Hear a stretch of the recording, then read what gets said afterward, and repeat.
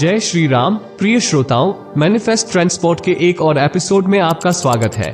यदि आज आप यहाँ हैं, तो इसका मतलब है कि आप प्राचीन ज्ञान की आकर्षक दुनिया में मेरे साथ चलने के लिए तैयार हैं।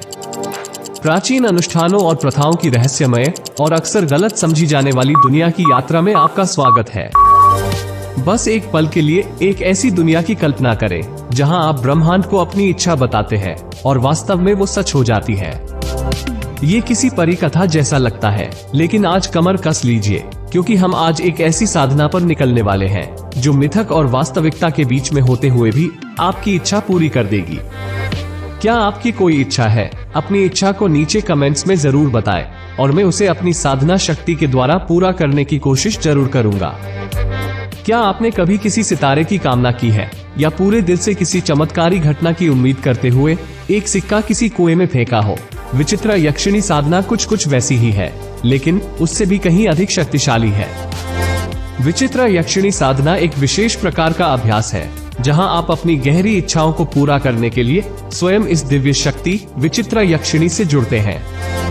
विचित्र यक्षिणी साधना बहुत ही सौम्य और सात्विक साधना है। विचित्र यक्षिणी कम समय में और कम जाप में प्रसन्न होने वाली शक्ति है और वो ज्यादा परीक्षा भी नहीं लेती है।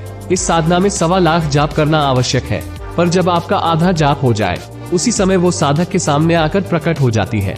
विचित्र यक्षिणी साधना आपको किसी भी मनोकामना पूर्ति हेतु करनी चाहिए। हर साधक की कुछ ना कुछ मनोकामना होती ही है। एक बार बस यक्षिणी को आप अपनी मनोकामना बता दो, यक्षिणी आपकी मनोकामना उसी समय पूर्ण कर देगी।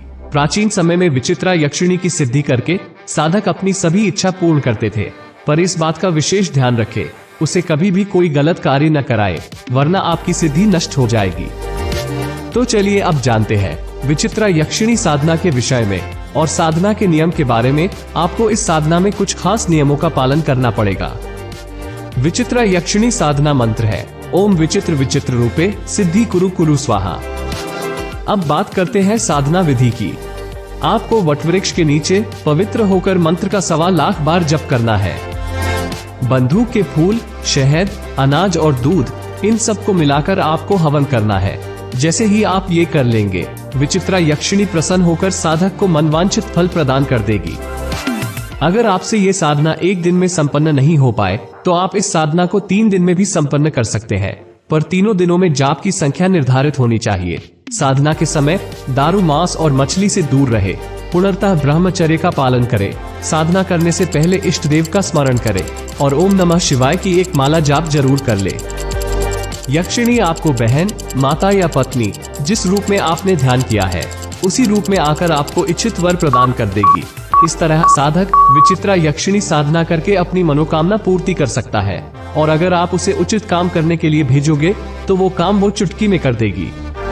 अगर आज की वीडियो को समझने में आपको कोई भी परेशानी आई हो, तो आप मेरे ब्लॉग पर जाकर भी पूरी जानकारी और साथ ही और भी अधिक जानकारी हिंदी और इंग्लिश दोनों में प्राप्त कर सकते हैं।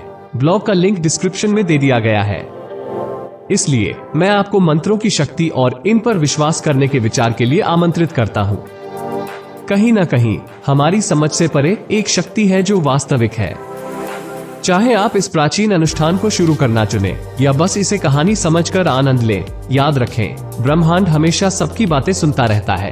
वो हमेशा सच्चे दिल की पुकार का जवाब देने के लिए तैयार रहता है। इस मनमोहक यात्रा में मेरे साथ शामिल होने के लिए धन्यवाद। यदि आप भी मेरी तरह प्रकृति के रहस्यों को समझाना पसंद करते हैं, तो मैनिफेस्ट ट्रांसपोर्ट को लाइक, शेयर और सब्सक्राइब करना ना भूलें। अगली बार तक साधना करते रहें और याद रखें, जो लोग विश्वास करने का साहस करते हैं, ईश्वर हमेशा उनकी पहुंच में है। जय श्री राम।